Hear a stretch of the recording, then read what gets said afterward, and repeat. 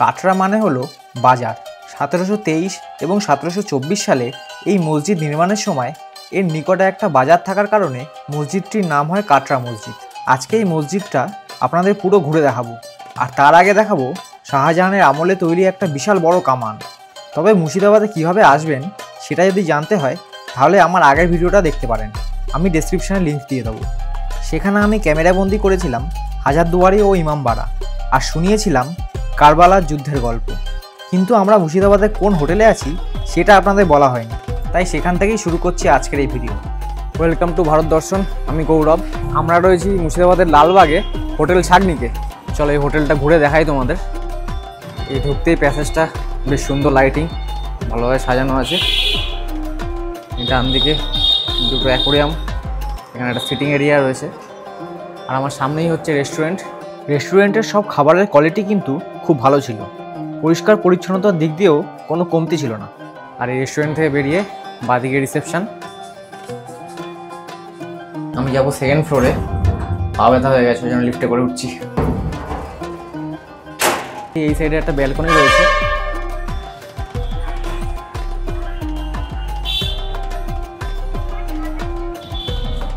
আর আমার রুমের ট্যারিফ হচ্ছে 800 টাকা।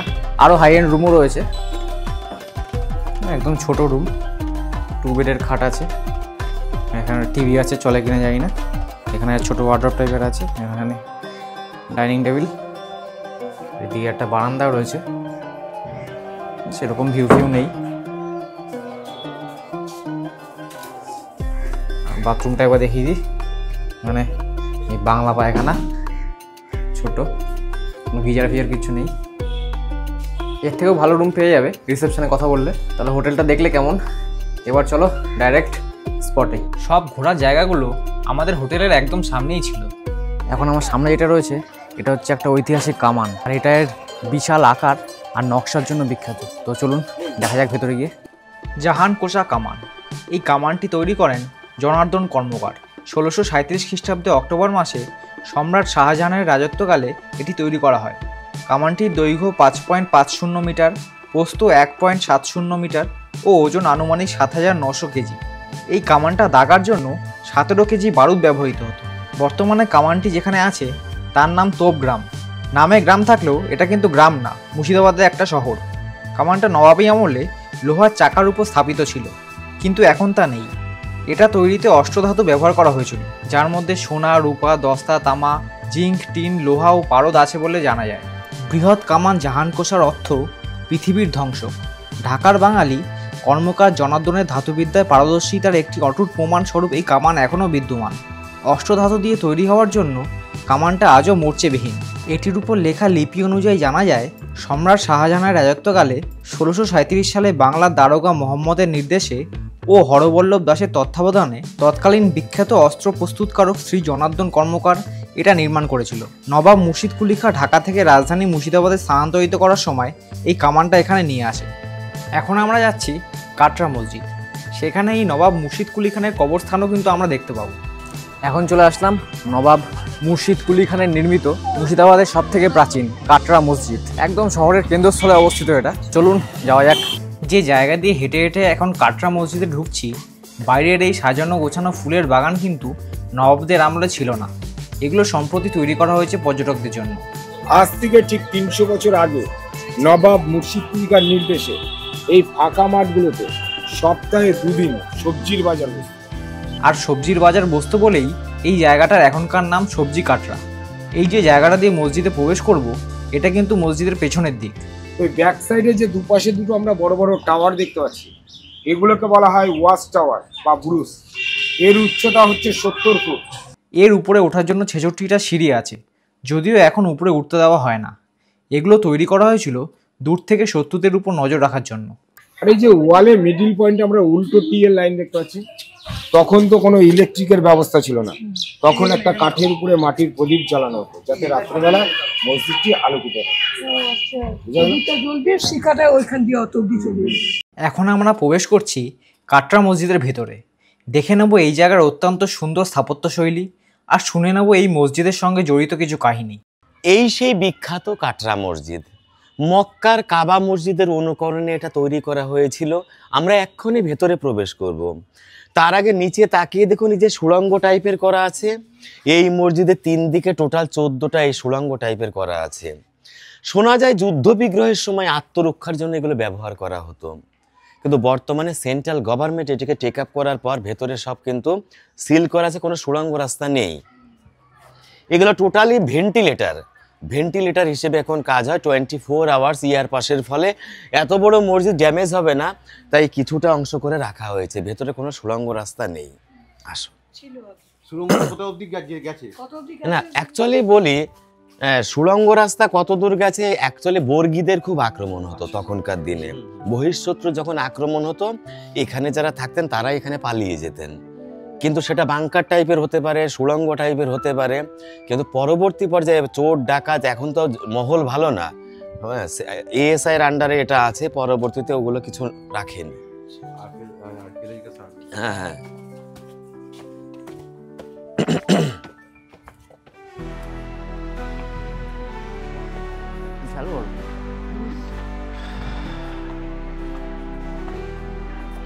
দারুণ জায়গা, বিউটিফুল মস্ক।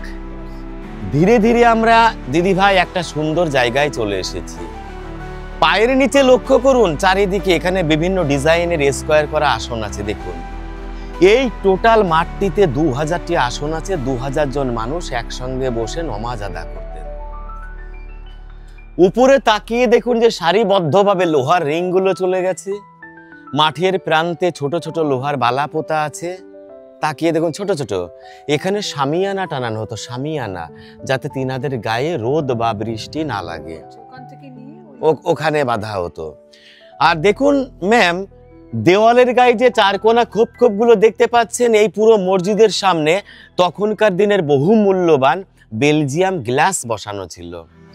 আর যে কাচের বৈশিষ্ট্য ছিল, রাতের বেলা যখন চাঁদের আলো কাচের উপরে পড়তো, আলোটা প্রতিফলিত হয়ে চারিদিকে ঝলমল করে উঠতো। অবশ্যই। কিন্তু সেই সমস্ত বহু মূল্যবান বেলজিয়াম গ্লাস বেশিরভাগটাই ইংরেজরাই নিয়ে চলে গেছে, আর বাকি কিছুটা যারা দেশীয় বেঈমান বিশ্বাসঘাতকের দল ছিল তাদের হাতে চলে যায়। আসুন।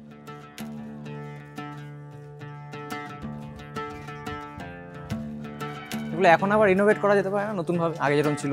না, আর এগুলো চুরি হয়ে যাবে তো। এমনি বাইরে কত কি ওপেন থাকে না, এটা খোলামেলা। আচ্ছা আচ্ছা। 1704 খ্রিস্টাব্দে যখন বাংলার নবাব মুর্শিদ কুলি খাঁ ঢাকা থেকে রাজধানী সরিয়ে নিয়ে আসেন এই শহরে, তখন তার নামেই এই শহরের নাম হয়ে যায় মুর্শিদাবাদ। সেই মুর্শিদাবাদ শহরের সবথেকে বিখ্যাত ধর্মীয় স্থাপত্য হলো কাটরা মসজিদ। কাটরা মসজিদকে যে আর 5টা মসজিদের থেকে একেবারে অন্যরকম দেখতে, তার একটা কারণ হলো মসজিদটি তৈরি একটি বিশাল উঁচু চাতালের উপর, এবং তাকে ঘিরে রয়েছে একাধিক ছোট ছোট ঘর। এই মসজিদ নির্মাণে কিন্তু কোনো সিমেন্ট ব্যবহার করা হয়নি। তাহলে কিভাবে তৈরি হয়েছিল এই মসজিদ, আসুন জেনে নিই। এখানে দুদিকে দুটো গম্বুজ দেখতে পাচ্ছেন স্যার। এখানে পরস্পর একসঙ্গে 5টা গম্বুজ ছিল, 5টা। 1897-এ এই মুর্শিদাবাদে এক ভয়ঙ্কর আর্থকোয়েকের ফলে মধ্যের 3টে গম্বুজ পরস্পর ভেঙে গেছে। পরস্পর 5টা ছিল। তো এই গম্বুজের বৈশিষ্ট্য হলো ম্যাম, এখানে কোনো লোহা বা সিমেন্টের ব্যবহার হয়নি।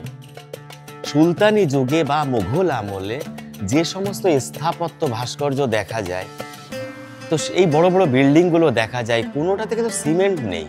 আগে সিমেন্ট আবিষ্কারই হয়নি। তাহলে আগেকার দিনে তৈরি হতো কি করে?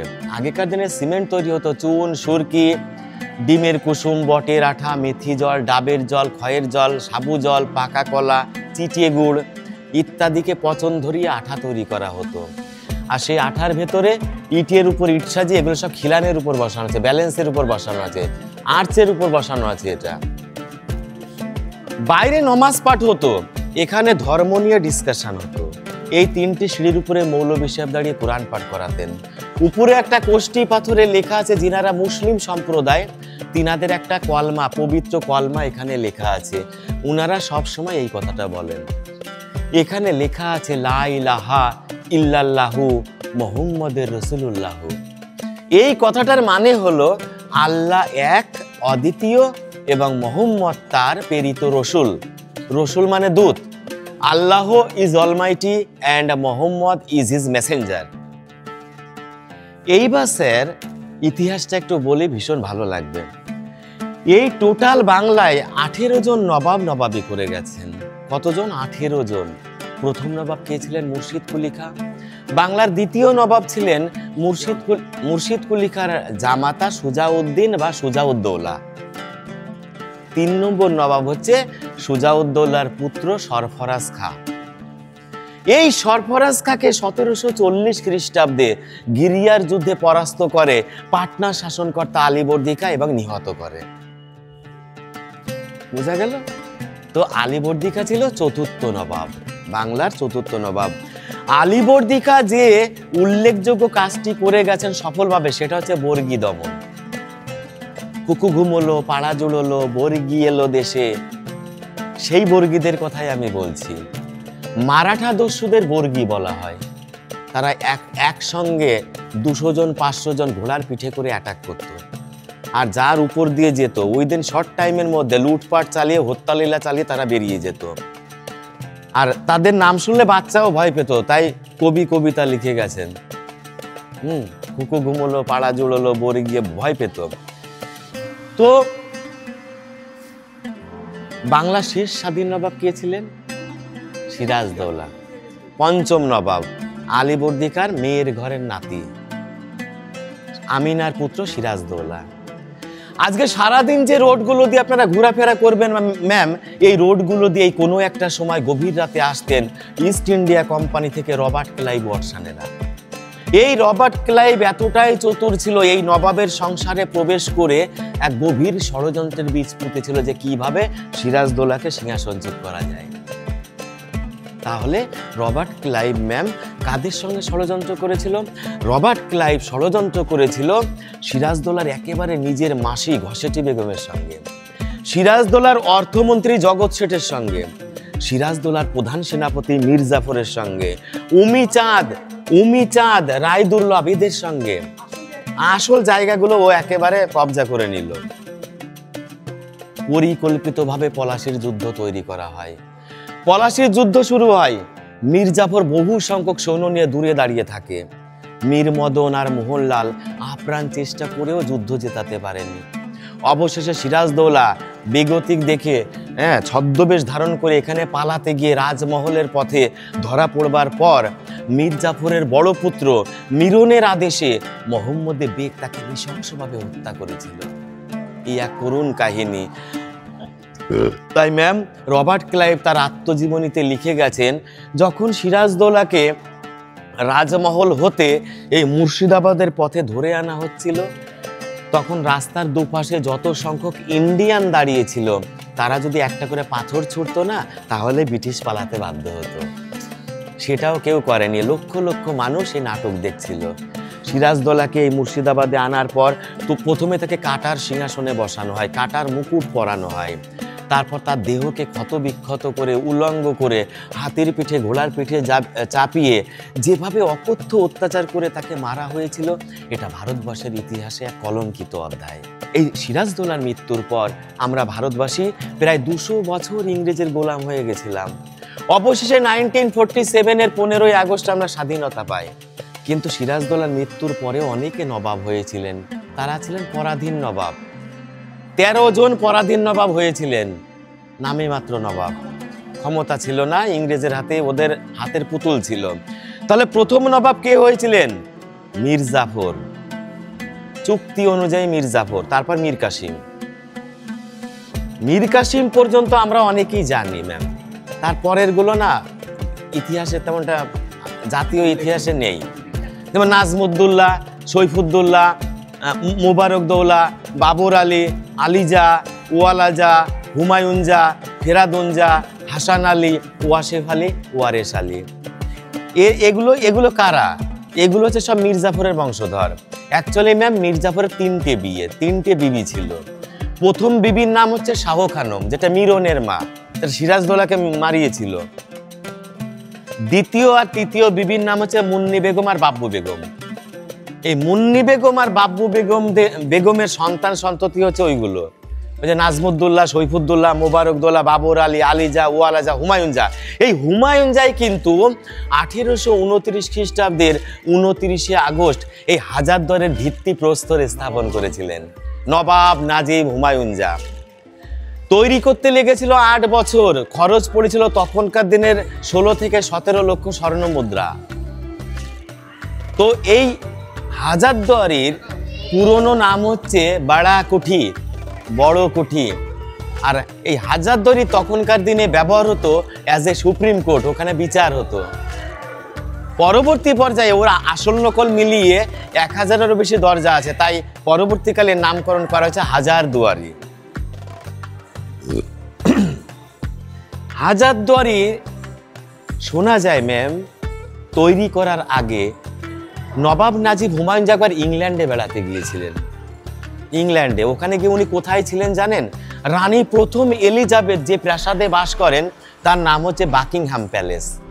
ওই বাকিংহাম প্যালেস থেকে আসার সময় উনি মুগ্ধ হয়ে প্রতিজ্ঞা করেছিলেন, আমার মুর্শিদাবাদে গিয়ে আমি এইরকমই একটা প্রাসাদ তৈরি করব। নেটে সার্চ করলে দেখা যায় বাকিংহাম প্যালেস আর হাজারদুয়ারি একই আদলে তৈরি, সেম টু সেম। ওর স্থাপত্য, ভাস্কর্য, আর্কিটেকচার একই রকমের। তো এই হাজারদুয়ারির পর নবাব হুমায়ুন জার পরে বাংলার নবাব হন তার পুত্র ফেরাদুন জা, যিনি ইমামবাড়াটা তৈরি করেছিলেন, এশিয়া মহাদেশের সবচেয়ে বড় ইমামবাড়া 1846 খ্রিস্টাব্দে। তারপর হাসান আলী, তারপর ওয়ারেশ আলী, তারপর ওয়াসেফ আলী, ওয়ারেশ আলী, এইভাবে 18টা নবাব নবাবি করে গেছে। দেখুন স্যার ম্যাম, নীরবে নিস্তব্ধে চিরসাহিত আছে বাংলা, বিহার, উড়িষ্যার। হ্যাঁ, চলে আসুন বাংলা, বিহার, উড়িষ্যার প্রথম স্বাধীন নবাব, নবাব মুর্শিদ কুলি খাঁ, জিনার বুকের উপর দিয়ে আমরা মারিয়ে এলাম। এই মুর্শিদ কুলি খাঁর একটা মেয়ে ছিল, ভালো নাম হচ্ছে আজিমুন্নিসা বেগম, ইতিহাসে আবার যাকে কলিজা খাকি বেগম বলা হয়। যদিও বা এটা প্রচলিত কাহিনী, তবুও ইতিহাসে কলিজা খাকি নামে দেখানো হয়েছে। এখান থেকে 3 কিলোমিটার পর ইনার মেয়ের জীবন্ত কবর দেখতে পাবেন। হ্যাঁ, তো এইবার আমরা এই একই কম্পাউন্ডের মধ্যে একটা শিবের মন্দির দেখবো, চলুন। দুটো ওয়াচ টাওয়ার দেখেছি, ফ্রন্টেও দুটো ওয়াচ টাওয়ার ছিল। এই দেখুন, এই একটা আর ওই কর্নারে একটা, এই দুটো সেই ভূমিকম্পে ভেঙে গেছে। বাংলার নবাবদের কিছু কাহিনী আপনারা শুনলেন। আমি একটা কথা আপনাদের বলে রাখি, মুর্শিদ কুলি খাঁ তার নিজের মেয়েকে জ্যান্ত কবর দিয়েছিল। এর পিছনে কি কাহিনী আছে সেটা আপনাদের বলবো পরের ভিডিওতে, আর সেই জ্যান্ত কবরটিও আপনাদের দেখাবো। তাই এই ভিডিওটা লাইক করে চ্যানেলটা কিন্তু সাবস্ক্রাইব করে রাখবেন। মুর্শিদ কুলি খাঁ ম্যাম প্রথম জীবনে হিন্দু সন্তান ছিলেন, পরবর্তীকালে ইসলাম ধর্ম নিয়েছিলেন। শেষ জীবনে হিন্দু মুসলিমের সম্প্রীতি রক্ষার জন্য একই মাঠে একটা শিবের মন্দির করার আদেশ করে গেছিলেন। এই করতে দিয়েছিল না, পরবর্তীতে করা হয়েছে। এই পাশাপাশি মস্ক অ্যান্ড টেম্পল, এটা হচ্ছে একটা সম্প্রীতির মেলবন্ধন। কিন্তু এখন কি হয়েছে, এই মন্দিরটা পাবলিকের আন্ডার আছে, হিন্দু, এই যে আমাদের পাড়াটা হিন্দু সম্প্রদায় বাস করেন, যেহেতু পাবলিকের আন্ডার আছে সেহেতু এখানে দৈনন্দিন পুজো পার্বণ হয়। কিন্তু ম্যাম এখানে নমাজ হয় না, কারণ এটা হেরিটেজ হয়ে গেছে, এটা হিস্টোরিক্যাল প্লেস। জাতি, ধর্ম, বর্ণ নির্বিশেষে না, এখানে কখনোই করতে দেয় না। ভালো ভালো অনুষ্ঠানে আবার এটা বন্ধ করে রাখে।